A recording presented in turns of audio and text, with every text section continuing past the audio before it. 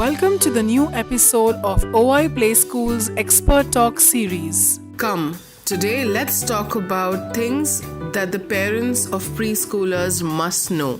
Today we have with us Dr. Faisal Nehdi. Currently, he is a full-time senior pediatrician with a very busy pediatric outpatient clinic with Rainbow Hospitals. He is one of the most senior pediatricians that the city, or as a matter of fact, in the country. He comes with his rich experience of over 15 years in pediatrics. He has done his post-graduation in pediatrics from Pune, and he has been associated with Rainbow for over a decade. Dr. Faisal is known for his pleasing personality, which has made him very popular and loved by not just his patients, that is his children, but also their parents. On any given day, he consults between 60 to 80 patients. Let's now talk to our expert, Dr. Faisal Nehdi. Is a lot of times parents tend to send children to the schools in spite of them being unwell. Do you think that's a good practice? See, that's a good question you asked. In my practice, I always say my patients, school starts, doctor visit starts. Okay, your child visits maximum to the hospital is between 3 to 6 years of age when he starts going to school. Why? Because he's exposed to more infections from the community. Okay, it's very important. We as responsible parents and those things, we need to keep our children home if they are not well. Now, the other challenge happens is working parents sometimes may find it difficult, but there has to be some provisions at school and those things where these children can be isolated for some time. If they are noticed that they are unwell and those things should be isolated to avoid spread of infections from the community. We see maximum infections during school period definitely. If you ask any what is the community practice as such, community practice we see maximum infections coming from June onwards. June, July, the epidemic season starts. Okay. It's maybe related to more weather conditions also. But we see very less infections from March, April, May. Unless and until there are unseasonal changes like sudden rainfall, you have climate fluctuatings and those things, then you see infections. Otherwise, March, April, May, schools are closed. Community infections come down. There are lots of infections which are controlled. Also another question, doctor. A lot of times they say that if you sort of have a lot of medicines, the allopathy medicines, for instance, it kind of kills the immunity and does not give you the resistance for the future, for a long time ahead. Is that true? The immune system generally keeps on growing as we learn to sit. In a childhood, we learn to sit, we learn to crawl, we learn to walk, and learn to climb stairs and those things. Our immune system also slowly grows up. Okay, most of the time, what medicines are used, if frequent antibiotic usages are not advised. Most of the time, with viral infections also, sometimes antibiotics are used. But if there are basic antibiotics and those things used with bacterial infection, children generally respond and they do well.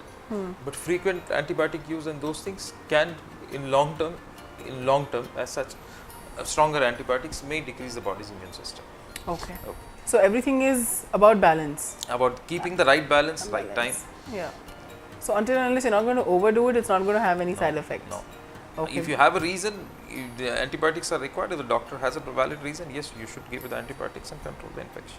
One last question, doctor, is these home remedies that people kind of get into, do you think it's a good idea? Do you think that sort of... I call it grandma tips. Yeah. I call it generally grandma tips. Grandma tips are generally good most of the time, but we are putting too many things into it many a times.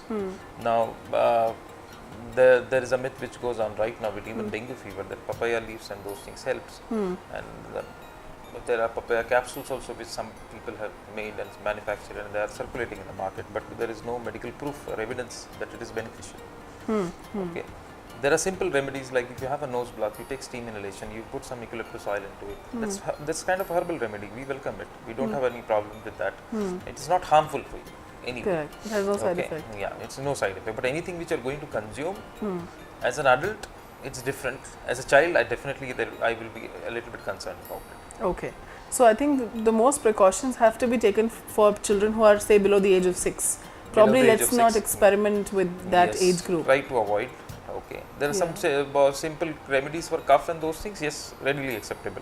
But if you follow from Kashmir to Kanyakumari, every 50 kilometers you have some new myths and grandma remedies. What all are you going to follow? Right. We staying in a cosmopolitan city, too much of cultures, too much of myths which come around. Right. Okay, so what we get in our practice is completely out of this world sometimes. Correct. Okay, so is there any precautions that parents can take when they're sending their children to school? Don't send them empty stomach to school. Okay. Okay, give them a proper breakfast in epidemic season. Empty stomach, their immune system is generally a little bit on the weaker side. So try to ensure that they have something at home and then go to school. Okay. Okay, hydrate them well, teach them how to have good amount of liquids during their school timing also. Right. Okay, if there is cough and cold, cover their nose properly.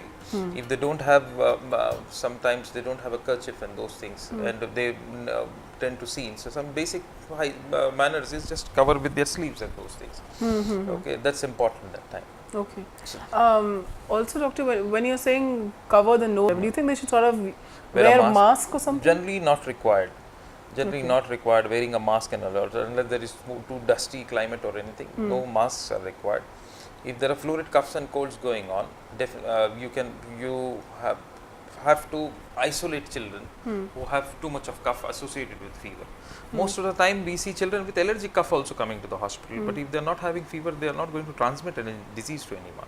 Okay, so that's not something to worry about So in that case. children who are having fever simultaneously, florid cough, and some other symptoms or those things, they need to stay at home. Okay. Thank you for your time, doctor. It was great to get your advice. Thank you. For any clarifications or queries, please write to us at info@oiplayschools.com.